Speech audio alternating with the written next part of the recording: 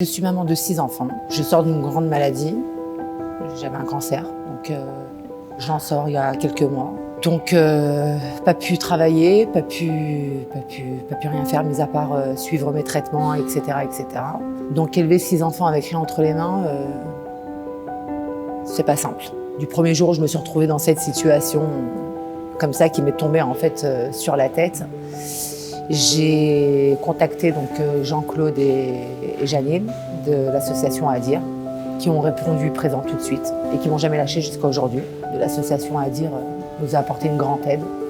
Sans celle-ci, je ne sais pas comment j'aurais fait la rentrée. Il y a eu les vacances, les enfants à la maison qui ont faim toutes les 3 secondes, qu'il faut pouvoir répondre tout le temps oui à ce qu'ils veulent. Donc c'est sûr que sans cette aide, j'aurais pas pu. Un enfant qui a faim, c'est compliqué, quoi. C'est très compliqué. Après, il y a tout le reste. J'arrive pas à payer mes loyers, j'arrive pas à payer mes factures. Je dois renouveler mon contrat de location. J'ai mon propriétaire qui ne veut pas me le renouveler parce que j'ai un mois de retard. Il demande des garanties que je ne peux pas lui donner non plus. J'ai pas de garant, j'ai pas de chéquier, j'ai pas de fiche de paye. Donc, si je ne trouve pas la solution avant la fin de la semaine, je ne sais pas où je vais aller. Donc, je suis dans une situation vraiment très compliquée. J'ai quand même travaillé un petit peu quand je me suis retrouvée seule, mais bon, avec 6 enfants, c'était pas simple, parce qu'il y en a toujours un qui est fatigué, ou il y avait des bébés, donc c'était compliqué. Les crèches coûtent très cher. Donc jusqu'à que je mette tout en place pour avoir de l'aide par l'Obitoire Lomi, ça a mis des mois. Quand j'ai commencé à toucher, je suis tombée malade.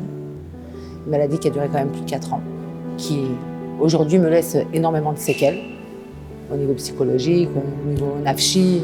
C'est beaucoup de séquelles, donc c'est pas simple. C'est vrai que très souvent, on a besoin d'être entendu par quelqu'un. Pas spécialement avoir de retour, de réponse, ou même avoir une conversation avec cette personne, juste pouvoir avoir quelqu'un avec qui parler, avec qui pleurer, parce que très souvent, c'est le cas. Quand on a touché le fond, comme moi et mes enfants, ma famille l'ont touché, je pense qu'il y a un moment où on n'a plus de fierté, qu'on est prêt à taper à toutes les portes, quoi. D'appeler au secours à tout celui qui veut bien l'entendre. Donc il ne faut pas avoir peur de le faire, il faut le faire. Il y a des gens qui sont juste extraordinaires, qui sont là justement pour répondre à tous ces besoins et qu'il ne faut pas avoir honte, il faut le faire. La fierté n'a rien à voir dans tout ça, c'est juste une question en fait de vie ou de mort. Face à ça, on n'a plus honte.